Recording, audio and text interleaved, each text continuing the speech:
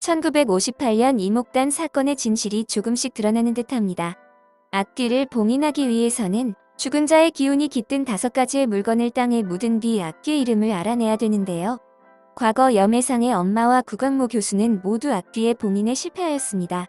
이들은 5가지 물건을 모두 모으긴 했지만 마지막 앞뒤의 이름을 알아내는데 실패한 것으로 보이죠.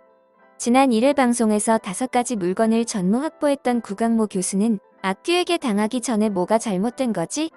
하며 당황해했습니다. 그 말은 구광모 교수 역시 앞뒤의 이름을 잘못 알고 있었다는 뜻이 되겠죠. 다시 말해서 앞뒤의 이름은 우리가 알고 있던 이목단이 아닌 것으로 보여집니다. 즉, 목단이 대신 다른 아이가 최만월에 의해 죽임을 당했는데 세상에는 목단이가 사망한 것으로 알려진 것이죠. 어떻게 이런 일이 일어난 것일까요? 가장 먼저 생각해 볼 수 있는 것은 목단이가 쌍둥이였을 가능성입니다. 목단이가 쌍둥이 동생이었고 그 위로 쌍둥이 언니가 있었는데 최만월의 호출에 동생이 아닌 언니가 그 앞에 나가게 되었고 최만월은 이 아이를 동생인 목단이로 착각한 채 태자기 의식을 치른 것이죠. 그런데 분명히 최만월 앞에 데리고 나갈 때 목단이는 잠이 덜 깬 상태로 엄마의 손을 잡고 나왔습니다. 아무리 쌍둥이라도 언니와 동생을 헷갈리긴 쉽지 않을 텐데요. 그렇다면 또 생각해 볼 수 있는 것이 최만월 앞에 나간 건 목단이가 맞지만 실제 최만월의 칼에 찔린 아이는 다른 아이일 수도 있어 보입니다. 태자귀를 만들기 위해선 죽기 직전까지 한참을 굶기게 되는데요.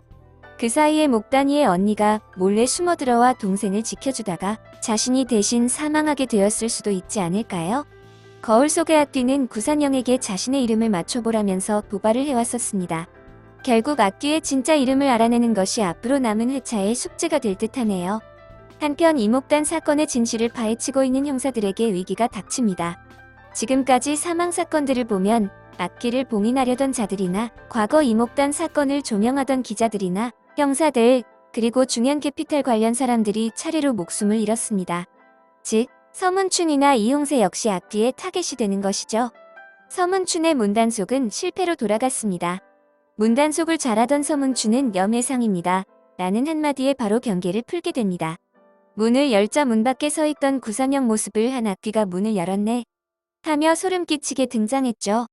그러나 다행히도 곧이어 등장한 염혜상과 구선영에 의해 이 두 형사들은 목숨을 구할 것으로 보여집니다.